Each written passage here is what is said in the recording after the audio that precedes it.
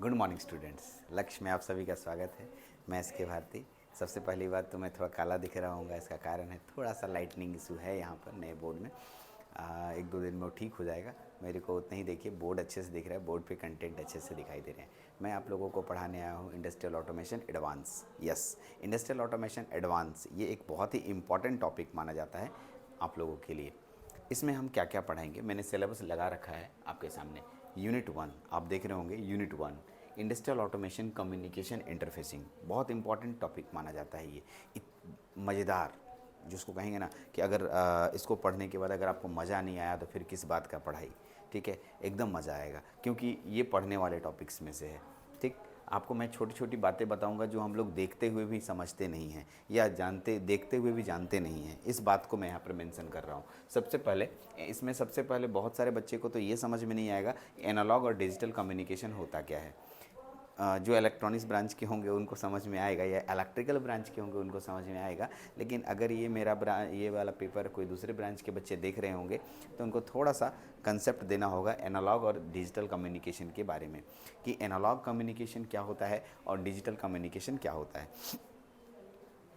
अगर वो इन सब कम्युनिकेशन को समझ जाएंगे तो क्योंकि हम लोग जो भी कम्युनिकेशन कर रहे हैं ये इंडस्ट्रियल ऑटोमेशन में, उसमें कम्युनिकेशन नेटवर्क की बात करेंगे।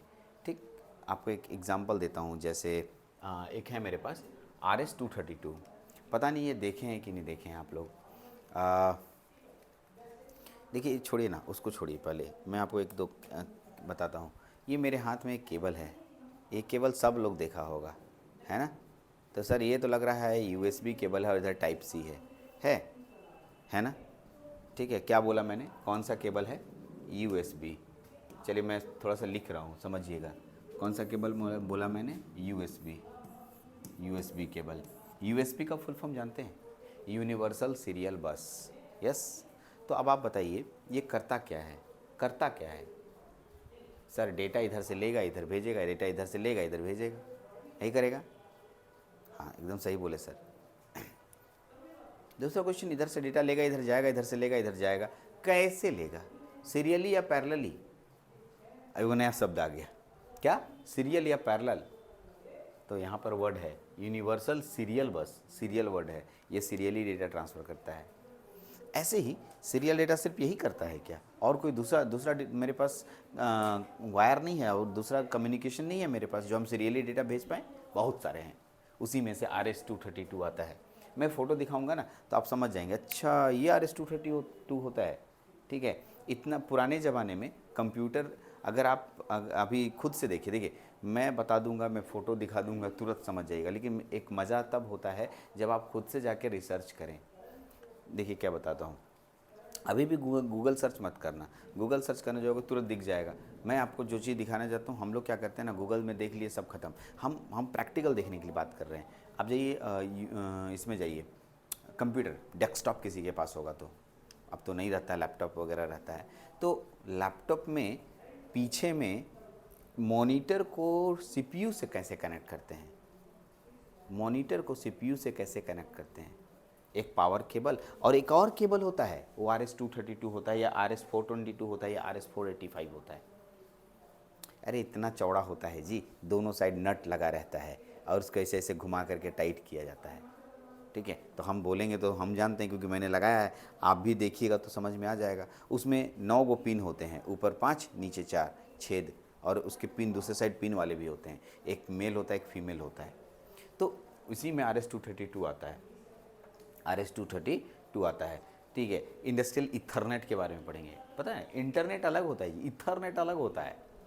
मॉड बस के बारे में जानेंगे, फील्ड बस के बारे में जानेंगे, हाईवे यानी हार्ट बोलते हैं इसे, highway addressable remote transducer protocol. ये सब सारे प्रोटोकॉल्स हैं, मतलब डेटा ट्रांसफ़र के एक तरीके हैं जिससे मैं अपने किसी भी इंडस्ट्रियल ऑटोमेशन में किसी एक जगह के डेटा को दूसरे जगह आसानी से ट्रांसफ़र कर सकता हूँ।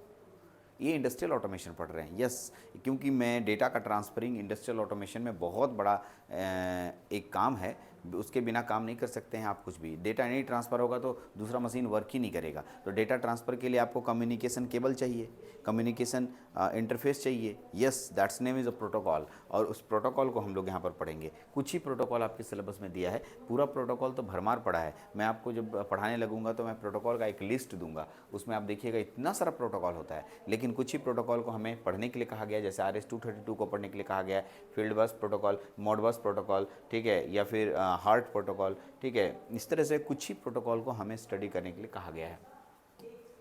चलिए, तो ये आपके पास पहला यूनिट हुआ। पहला यूनिट में पूरी तरीके से हम लोग, ठीक है, कम्युनिकेशन प्रोटोकॉल्स के बारे में जानेंगे। जनरली सीरियल कम्युनिकेशन को ज़्यादातर यूज़ किया जाता है इंडस्ट्रियल ऑटोमेशन में, इसलिए सीरियल कम्युनिकेशन को जानेंगे। ये फर्स्ट यूनिट था। दूसरे यूनिट पे चलते हैं। दूसरा यूनिट आपके पास यहाँ पर है PLC प्रोग्रामिंग। यदि आप PLC प्रोग्रामिंग की बात करें तो ये पीछे वाला ही पार्ट है। एग्जैक्टली कुछ मिलता जुलता पार्ट होगा PLC प्रोग्रामिंग। सब में मैंने लैडर लॉजिक डायग्राम भी बताया था, उसमें एक and gate, or gate, XOR gate, not gate, और इन सब का मैंने PLC लॉजिक फंक्शंस कैसे काम करते हैं इसको समझाया था। अब उस समय अगर समझ में नहीं आया होगा तो दोबारा आएगा। एक तरह से ऐसा कह सकते हैं कि ये वाला जो टॉपिक, ये यूनिट है, वो पिछले वाले इंडस्ट्रियल ऑटोमेशन में से काफ़ी हद तक मिलता जुलता है, ठीक है। लेकिन कुछ चीज़ें अलग हैं जिसकी वजह से हमें इसे फिर से समझाना होगा। जैसे PLC अर्थमेटिक फंक्शंस हम लोगों ने पिछले वाले पेपर में हम लोगों ने नहीं पढ़ा है, यानी उस इंडस्ट्रियल ऑटोमेशन में नहीं पढ़ा है। आई, ठीक है। तो ये इसमें बहुत ज़्यादा नहीं है, ये सारा का सारा प्रोग्रामिंग सेक्शन है। जैसे काउंटर लगाएंगे, उसका प्रोग्रामिंग कैसे करेंगे, ठीक है, अप काउंटर का प्रोग्रामिंग, डाउन काउंटर का प्रोग्रामिंग, क्योंकि जब एक PLC वर्क करेगा तो हर काम वो करेगा, हर काम वो करता है, ठीक है। वो एक कंप्यूटर की तरह होता है, हर काम करता है, तो उसमें प्रोग्राम देना आवश्यक है। बिना प्रोग्राम दिए काम नहीं चल सकता, इसलिए प्रोग्राम देने के बिना काम नहीं चलेगा। तो सभी का प्रोग्राम आपको करने सीखना है। तीसरे यूनिट में आते हैं, industrial installation and maintenance of PLC system. बहुत इंपॉर्टेंट है इंस्टॉलेशन एंड मेंटेनेंस। मतलब जो PLC सिस्टम है, अगर तुम्हारे पास, मेरे पास एक PLC लगा हुआ है यहाँ पर मेरे एक इंडस्ट्री में, तो मैं जानना चाहता हूँ कि क्या जो PLC लगा हुआ है वो ठीक है। मेंटेनेंस समझते हो? मेंटेनेंस, तुम बाइक रखते हो यार, बाइक रखते हो तो तुम उसको बीच बीच में मेंटेन करते हो। क्यों मेंटेन करते हो? वो ठीक रहेगा।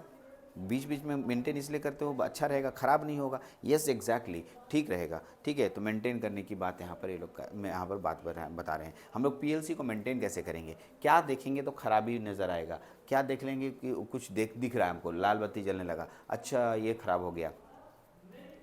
तो हर एक PLC के हर एक सेक्शन का कैसे मेंटेनिंग किया जाता है, अंदर के सॉफ्टवेयर सेक्शन का, हार्डवेयर सेक्शन का, सभी सेक्शन का हम लोग यहाँ पर मेंटेनिंग पढ़ेंगे, ठीक है। ओके, इंस्टॉलेशन भी पढ़ेंगे, कैसे PLC को इंस्टॉल किया जाता है, और मेंटेनेंस भी पढ़ेंगे, ठीक है। सब में इसमें LED indicators in PLC diagnostic भी पढ़ेंगे, कॉमन प्रॉब्लम पढ़ेंगे, और भी है। ये तो हम ख़त्म कैसे हो जाएगा?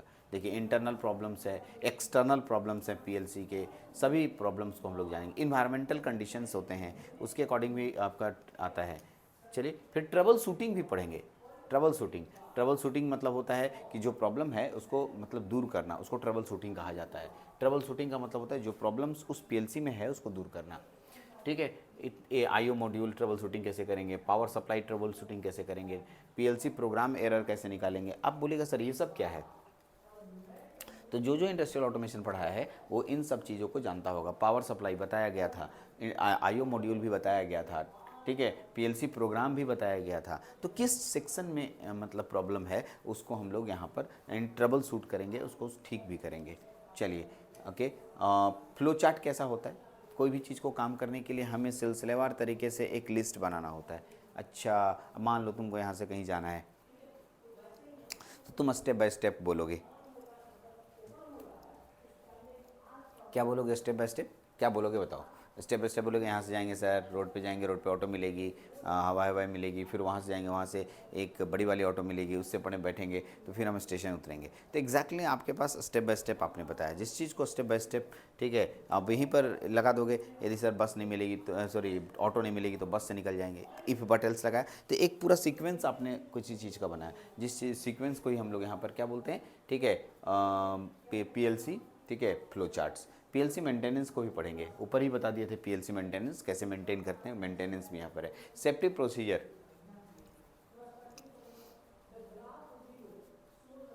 Safety procedure and safety equipments के बारे में पढ़ेंगे। Safety procedure and safety equipments बहुत इंपॉर्टेंट चीज़ है। Safety procedure and safety equipment के बारे में पढ़ेंगे। स्काडा डीसीएस ये बहुत इंपॉर्टेंट है, मज़ेदार भी है और इम्पॉर्टेंट भी है। चलिए इसको थोड़ा और बड़ा कर देते हैं, ठीक है। स्काडा डीसीएस देख लीजिए, स्काडा डीसीएस सबसे आसान और सबसे मज़ेदार यूनिट बोलेंगे तो स्काडा डीसीएस बोलते हैं। स्काडा डीसीएस पूरा हम इसको नहीं पढ़ाएंगे। फिर लास्ट है एप्लीकेशन, और ये पांचवा यूनिट तो और आसान है क्योंकि हमें ये जानना है कि पीएलसी का उपयोग, ठीक है, इंडस्ट्रियल ऑटोमेशन का उपयोग हमारे रियल लाइफ में किन किन जगहों पे होता है और कैसे होता है। थोड़ा थोड़ा पैराग्राफ हमें समझना है। जैसे industrial robots, welding and industrial robots में होता है, वेल्डिंग रोबोट में होता है, पिक एंड प्लेस रोबोट में होता है, कोबोट्स में होता है, मशीन्स मॉनिटरिंग सिस्टम में होता है, सप्लाई चेन में होता है, ऑटोमेटेड असेंबली सिस्टम में होता है, flexible automation and programmable automation में होता है। तो सर ये सब नाम है तो कहीं ना कहीं कैसे होता है हमें दिखाइए, हमें समझाइए। तो मेरा काम रहेगा आपको पर्टिकुलर उसके बारे में उसका एक दो एग्जांपल देके दिखाना, रियल लाइफ में लेके दिखाना। जैसे वेल्डिंग रोबोट्स, तो देखिए कुछ ऐसे प्लेसेस हैं जहाँ पर वेल्डिंग करने के लिए ह्यूमन बींग्स नहीं जा सकते हैं, वहाँ पर रोबोट्स को ही भेजना होगा, तो वो रोबोट्स वेल्डिंग करने के लिए करेगा, ठीक है। कैसे करेगा वो वहाँ पर हम लोग सीखेंगे। तो ऐसे मैं बहुत सारे एग्जाम्पल दे देकर, ठीक है, आपको इस तरह के एप्लीकेशंस को समझाऊंगा, आप आराम से इसको समझ सकते हैं। Defence guided rocket and missiles, ठीक है, इसमें defence guided rockets and missiles के बारे में भी हमें पढ़ना है, ठीक है। इतना ही है शायद आपके यूनिट्स में। एक और है, ऑटोमोबाइल में भी कैसे यूज़ होता है, प्रयोग होता है इस इंडस्ट्रियल ऑटोमेशन का, एग्रीकल्चर में कैसे होता है और माइनिंग में कैसे होता है, ये लास्ट था, ठीक है। तो मतलब लास्ट वाला सिर्फ एप्लीकेशन है, बहुत टफ नहीं है लास्ट वाला, बहुत लास्ट वाला आसान है, लेकिन आपको जो थोड़ा सा परेशान करेगा वो है प्रोग्रामिंग सेक्शन। बाकी सेक्शन हमारे ऊपर छोड़ दीजिए ना, ठीक है। कौन सा सेक्शन बोल रहा हूँ, ये वाला, ये थोड़ा सा परेशान इसलिए करेगा क्योंकि प्रोग्रामिंग थोड़ा सा समझने में परेशानी होती है। ये अभी मैं ऐसा बोल सकता हूँ कि ये जो है ना, ये वाला इंडस्ट्रियल ऑटोमेशन पिछले वाले इंडस्ट्रियल ऑटोमेशन से आसान है, ईजी है, क्योंकि टॉपिक्स इसमें ज़्यादा कंटेंट नहीं है, आसानी से पढ़ सकते हैं। उस वाले इंडस्ट्रियल ऑटोमेशन को देखेंगे जो बेसिक है, उसमें तो बेसिक नाम का बेसिक है, लेकिन उसमें इतने कंटेंट है कि एग्जैक्टली उसको पढ़ पढ़ के थक जाइएगा। लेकिन यहाँ पर वैसा नहीं है, यहाँ पर कुछ लिमिटेड टॉपिक्स को अटैच किया गया है, हमें उसी लिमिटेड टॉपिक को पढ़ना है और उतना ही हम लोगों को समझना भी है, ठीक है। तो ये एक छोटा सा मैंने इस सिलेबस के बारे में आपके सामने रखा कि इसमें 5 यूनिट हैं, पाँचों यूनिट को हम लोग एक एक करके समझेंगे। यूनिट नंबर 1 से हमारा क्लास स्टार्ट होगा, यानी हम लोग सबसे पहले एनालॉग एंड डिजिटल कम्युनिकेशन को समझेंगे। एनालॉग कम्युनिकेशन, डिजिटल कम्युनिकेशन के बाद सीरियल एंड पैरेलल कम्युनिकेशन को समझेंगे, duplex, half duplex, full duplex को समझेंगे। ये सब कम्युनिकेशन बहुत काम का चीज़ है, इसलिए क्योंकि आप नहीं जानिएगा तो नहीं होगा, क्योंकि आगे इन सब शब्दों का डायरेक्टली यूज़ करूँगा। हाफ डुप्लेक्स, फुल डुप्लेक्स, ठीक है, डुप्लेक्स, ऐसे, तो इन सब शब्दों का इस्तेमाल आपको जानना चाहिए। इसलिए बेसिक्स 2-3-4 लेक्चर बेसिक्स जाएंगे, फिर हम लोग इंडस्ट्रियल नेटवर्क में RS-232, 422, 485 ये सारे के सारे आ जाएंगे। तो सर इन सब के बारे में भी हम लोग यहाँ पर स्टडी करेंगे और अच्छे से, यानी पहला यूनिट बहुत ही मज़ेदार कहा जाएगा। तो मैं क्या कह रहा हूँ, ठीक है, मैं एक एक करके सभी के बारे में बताने जा रहा हूँ और आपको एकदम बढ़िया से 1 बाय 1 करके वीडियोस देने लगूंगा। आप इसको अब देखना शुरू करें, नोट्स बनाना शुरू करें। चलिए, तो ये एक था सिलेबस ओवरव्यू, जो कि आप इंडस्ट्रियल ऑटोमेशन एडवांस पढ़ रहे थे, इसमें सिलेबस ओवरव्यू आपने देखा। चलिए, तो उम्मीद है आपको मेरी बात थोड़ी थोड़ी समझ में आई होगी, क्योंकि मैंने सिलेबस स्टार्ट नहीं किया है, इसलिए ऐसा मान के चलिए कि आपने सिलेबस ही देखा बस, और कुछ नहीं। अब पढ़ाई शुरू करते हैं। अब हमारा एक एक करके लेक्चर आप देखिए, लेक्चर 1, लेक्चर 2, लेक्चर 3, लेक्चर 4, ठीक है। चलिए, इस वीडियो में इतना ही। Thank you very much.